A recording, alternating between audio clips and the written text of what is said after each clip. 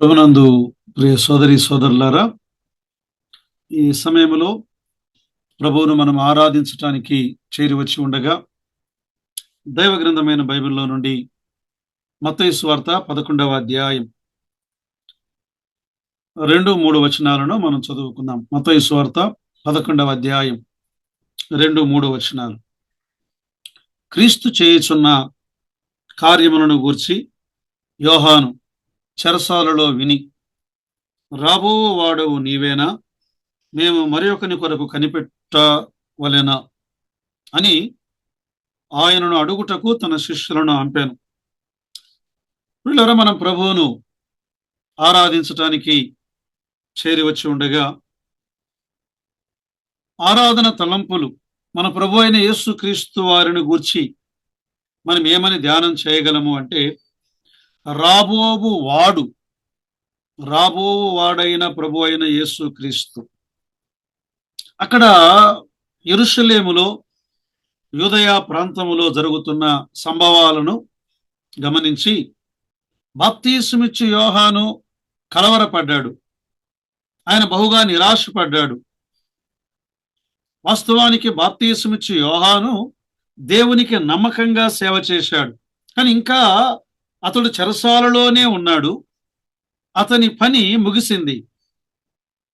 అయితే ప్రభు అయిన యేసు క్రీస్తు వారు ఆయన సరి అయిన మార్గములో పరిచర్య చేస్తున్నాడు అని బాప్తీసమిచ్చి యోహానుకు ఖచ్చితంగా అది తెలియదు. అందుకే ఆయన ఒక వర్తమానమును పంపాడు. చెరసాలలో ఉండగాని, రాబోవు వాడవు నీవేనా,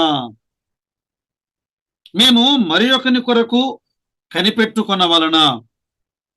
పిల్లలు చాలాసార్లు ఇలాంటి పరిస్థితుల మధ్య యేసు క్రీస్తు ప్రభువారు ఆయన ఇచ్చిన జవాబును మనం చూడగలం. ఏమన్నాడు ఆయన? మత్తయి సువార్త 11వ అధ్యాయం 4-5 వచనాలు.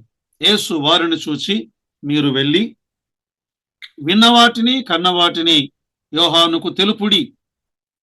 గురుడివారు చూపు పొందుచున్నారు, కుంటివారు నడుచుచున్నారు, కుష్ఠ రోగులు శుద్ధులగుచున్నారు, చెవిటివారు వినుచున్నారు, చనిపోయిన వారు లేపబడుచున్నారు, బీదలకు సువార్త ప్రకటించబడుచున్నది.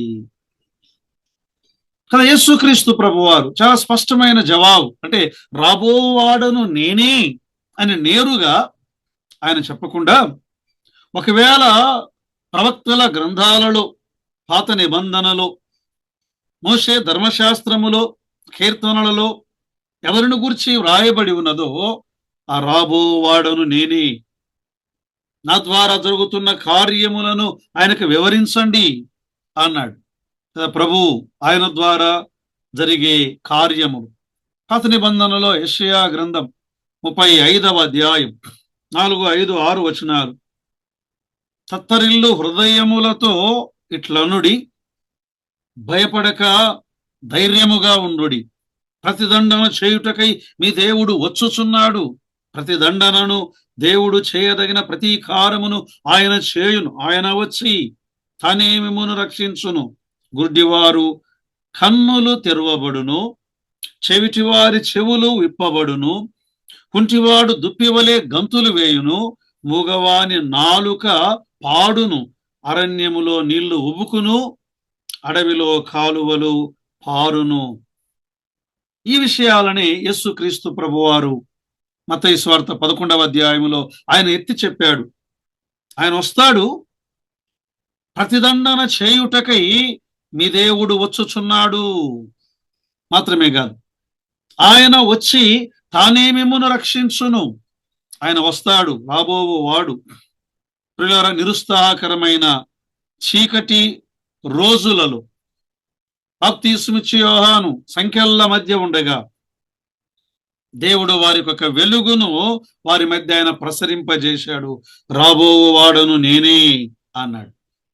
మంచిది ప్రియులారా, యేసుక్రీస్తు ప్రభువారు ఆయన రాబోవు వాడుగా ఆయన ప్రకటించబడ్డాడు. ఎందుకు ప్రకటించబడ్డాడు? ఆయన ఏమి చేయడానికి ఆయన వస్తున్నాడు రాబోవు వాడుగా? కొన్ని విషయాలను మనం ఆలోచన చేద్దాం. నెంబర్ 1, మొదటిది, ప్రాయశ్చిత్తము చేయుటకు ఆయన వస్తూ ఉన్నాడు. ప్రాయశ్చిత్తము చేయుటకు ఆయన రాబోవు వాడుగా మనము దైవ గ్రంథములో మనము గమనించగలము. దానియేలు గ్రంథం 9వ అధ్యాయం 24వ వచనాన్ని మనం చదువుకుందాం. చూడండి, 24 నుండి 26 వరకు.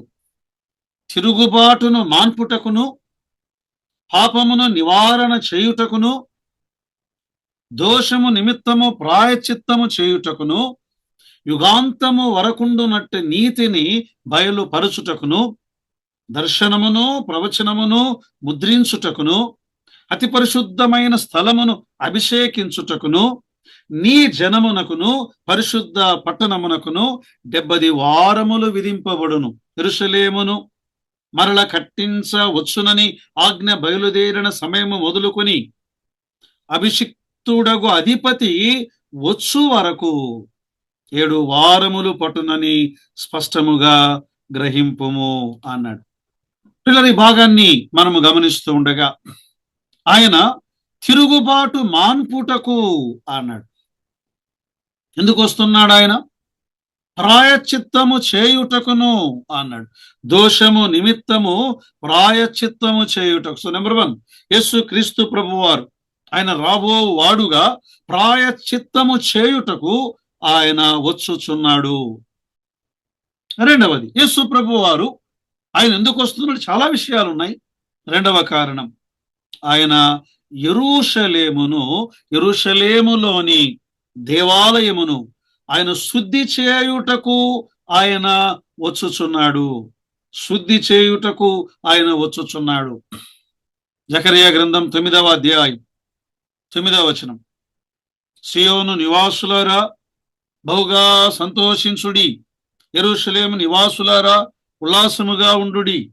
నీ రాజు నీతిపరుడును రక్షణ గలవాడును దీనుడునై గాడిద పిల్లను ఎక్కి నీ యొద్దకు వచ్చుచున్నాడు. ఇది పాత నిబంధనలో ప్రవచనం. నీ యొద్దకు వచ్చుచున్నాడు. ఎందుకు వస్తున్నాడు ఆయన? మత్తయి సువార్త 21వ అధ్యాయములో అది వ్రాయబడి ఉన్నది. ప్రవక్తల వలన చెప్పబడినది నెరవేరునట్లు ఇది జరిగెను. అది ఏమనగా, ఇదిగో నీ రాజు సాత్వికుడై గాడిదను, భారవాహక పశువు పిల్ల అయిన చిన్న గాడిదను ఎక్కి నీ యొద్దకు వచ్చుచున్నాడని సియోను కుమార్తెతో చెప్పుడి. ఆయన యెరూషలేములోనికి వస్తున్నాడు.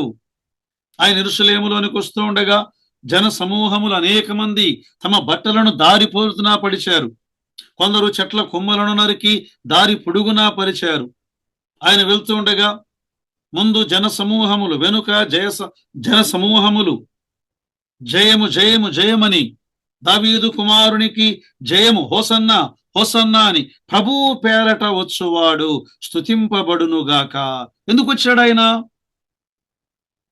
అనాడు యెరూషలేములో వ్యాపారం ఉన్నది, అక్రమ కార్యాలున్నాయి, దేవాలయము దొంగల గుహగా మారిపోయింది, తండ్రి ఇల్లు వ్యాపారపు టిల్లుగా మారిపోయింది. ఆయన సహించలేక ఆ యెరూషలేము దేవాలయమును ఆయన శుద్ధి చేయుటకు, పరిశుద్ధ పరచుటకు ఆయన వచ్చుచున్నాడు.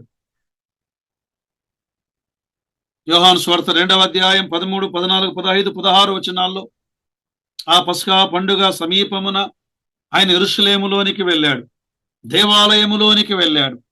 ఎడ్లను, గొర్రెలను, పావురములను అమ్మువారు, వాటిని అమ్మేటువంటి వ్యాపారస్తులను, రూకలు మార్చివారి రూకలను పడద్రోశాడు, బల్లలు పడద్రోశాడు, తాళ్లతో కొరడాలు చేశాడు.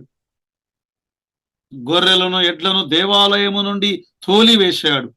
రూకలు మార్చువారిని, ఆ రూకల బల్లలు పడద్రోశాడు. తండ్రి ఇంటిని ఆయన ప్రక్షాళన చేశాడు, ప్రాయశ్చిత్తమును చేశాడు, పరిశుద్ధపరచాడు. ఒకటి, మానవులకు ప్రాయశ్చిత్తము చేయుటకు ఆయన రాబోవువాడుగా వస్తున్నాడు. 2, ఆయన ప్రక్షాళన చేయుటకు, ఆలయాన్ని ప్రక్షాళన చేయుటకు రాబో వాడుగా వస్తున్నాడు. మాత్రమే కాదు, మూడవది, ఆయన ఎందుకు వస్తున్నాడు? కీర్తనల గ్రంథం 110వ కీర్తన మొదటి 4 వచనాలు. ప్రభువు, నా ప్రభువుతో సెలవిచ్చిన వాక్కు, నేను నీ శత్రువులను నీ పాదములకు పీఠముగా చేయు వరకు నా కుడిపార్శ్వమున కూర్చుండుము. యెహోవా నీ పరిపాలన దండమును సియోనులో నుండి సాగజేయుచున్నాడు.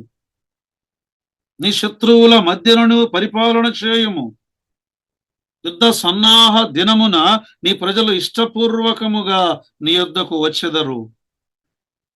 నీ యవనస్తులలో పరిశుద్ధాలంకృతులై శ్రేష్ఠులై మంచు వలె అరుణోదయ గర్భములో నుండి నీ యొద్దకు వచ్చుదురు. మెల్కీసెదెకు క్రమము చొప్పున నీవు నిరంతరము యాజకుడవయుందువని యెహోవా ప్రమాణము చేసి ఉన్నాడు. ఆయన మాట తప్పడు. ఆయన ఎందుకు వస్తాడు? పరిపాలన చేయుటకు ఆయన రాబోవు వాడుగా ఆయన వస్తూ ఉన్నాడు. యెషయా గ్రంథం 9వ అధ్యాయం 6-7 వచనాలు మనం ఎరుగుదాం. ఏలైనగా మనకు శిశువు పుట్టెను, మన కుమారుడు అనుగ్రహింపబడెను, ఆయన భుజము మీద రాజ్యభారముండును. ఆశ్చర్యకరుడు, ఆలోచనకర్త, బలవంతుడైన దేవుడు, నిత్యుడగు తండ్రి, సమాధానకర్తయగు అధిపతని ఆయనకు పేరు పెట్టబడును. ఇది మొదలుకొని మితి లేకుండా దానికి వృద్ధియు క్షేమమును కలుగునట్లు సర్వకాలము దావీదు సింహాసనమును రాజ్యమును నియమించును. న్యాయము వలనను నీతి వలనను రాజ్యమును స్థిరపరచుటకు ఆయన సింహాసనాసీనుడై రాజ్య పరిపాలన చేయును. సైన్యముల గధిపతికి యెహోవా ఆసక్తి కలిగి దీనిని నెరవేర్చును. రాబోవాడు, రాబో మెస్సియా ఇతడేనా? అవును. రాబోయే ప్రాయచిత్తం ఈయన ద్వారానేనా? కలగబోయే ప్రక్షాళన ఈయన ద్వారానేనా? యేసుక్రీస్తు చేసిన ప్రాయచిత్తము ద్వారా నేడు మనకు కలిగిన భాగ్యం ఏమిటి అంటే పాప క్షమాపణ కలిగినది. మనం ఆరాధన చేయడానికి గల కారణం ఆయన ప్రాయచిత్తము చేయుట ద్వారా మనకు పాప క్షమాపణ కలిగినది. యోహాను మొదటి పత్రిక 2వ అధ్యాయం 1-2 వచనాల్లో, నా చిన్నపిల్లలారా, మీరు పాపము చేయకుండుటకై ఈ సంగతులను మీకు వ్రాయుచున్నాను. ఎవడైనను పాపము చేసిన ఎడల నీతిమంతుడైన యేసుక్రీస్తును ఉత్తరవాది తండ్రి యొద్దమనుకున్నాడు. ఆయనే మన పాపములకు శాంతికరమై ఉన్నాడు. ఆయనే మన పాపములకు ప్రాయశ్చిత్తమై ఉన్నాడు. మన పాపములకు మాత్రమే కాదు, సర్వలోకమునకు ఆయన ప్రాయశ్చిత్తమై ఉన్నాడు. సర్వలోకమునకు ఆయన శాంతికరమై ఉన్నాడు. ఆయన ద్వారా పాప క్షమాపణను పొందాం. రెండవది, ఆయన ప్రక్షాళన చేయుటకు. ఏది?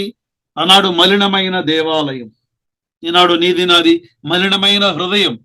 మన హృదయమును ఆయన శుద్ధి చేసినవాడు, ప్రక్షాళన చేసినవాడు.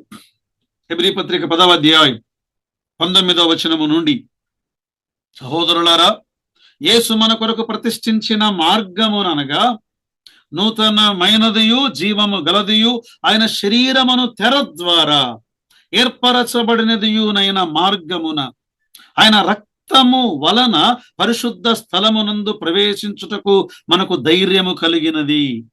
దేవుని ఇంటి పైన మనకు గొప్ప యాజకుడున్నాడు గనుక మనస్సాక్షికి కల్మషము తోచకుండునట్లు ప్రోక్షింపబడిన హృదయములు గలవారమును నిర్మలమైన ఉదకముతో స్నానము చేసిన శరీరములు గలవారమునయుండి విశ్వాస విషయములో సంపూర్ణ నిశ్చయత కలిగి యథార్థమైన హృదయముతో మనము దేవుని సన్నిధానమునకు చేరుదము. పిల్లరైనాడు మన హృదయములను ఆయన ప్రోక్షించాడు. ఆయన రక్తము ద్వారా కడిగాడు, రక్తము వలన కడిగాడు. ప్రోక్షింపబడిన హృదయములు మాత్రమే కాదు, మరొక భాగ్యం, యుగ యుగములు క్రీస్తుతో కూడా పరిపాలించు భాగ్యమును ఆయన ఇచ్చాడు. ప్రకటన గ్రంథం 20వ అధ్యాయం 5-6 వచనాల్లో, ఆ 1000 సంవత్సరములు గడుచు వరకు కడమ మృతులు బ్రతకలేదు. ఇది మొదటి పునరుత్థానము. ఈ మొదటి పునరుత్థానములో పాలుగలవారు ధన్యులను పరిశుద్ధులనయుందురు. ఇచ్చి వారి మీద రెండవ మరణమునకు అధికారము లేదు. వీరు దేవునికిని క్రీస్తుకును యాజకులై క్రీస్తుతో కూడా 1000 సంవత్సరములు రాజ్యము చేయుదురు. ప్రియులారా, దేవుడు మనకు ప్రాయశ్చిత్తమును అనుగ్రహించాడు. మాత్రమే కాదు, ఆయన మన హృదయములను శుద్ధి చేశాడు. ఆయనతో పరిపాలించు భాగ్యమును అనుగ్రహించాడు. అందుకే మనం ఆయనను స్తుతించ బద్ధులమై ఉన్నాము. హెబ్రీ పత్రిక 13వ అధ్యాయం 15వ వచనం ప్రకారం, కాబట్టి ఆయన ద్వారా మనము దేవునికి ఎల్లప్పుడూ స్తుతియాగము చేయుదము, అనగా ఆయన నామమును ఒప్పుకొనుచు జిహ్వాఫలము అర్పించుదము. ప్రియులారా, మన పాపములకు ప్రాయశ్చిత్తము చేసి మన హృదయములను ప్రక్షాళన చేసి యేసు క్రీస్తుతో కూడా పరిపాలించుటకు ఆయన మనకు అనుగ్రహించిన ఈ భాగ్యమును బట్టి మనము స్తుతించక ఎలా ఉండగలం? ఆయనను ప్రస్తుతించి ప్రణుతించి ఆరాధించుటకు ప్రభు మనకు కృపను సహాయమును దయచేయునుగాక. ఆమేన్.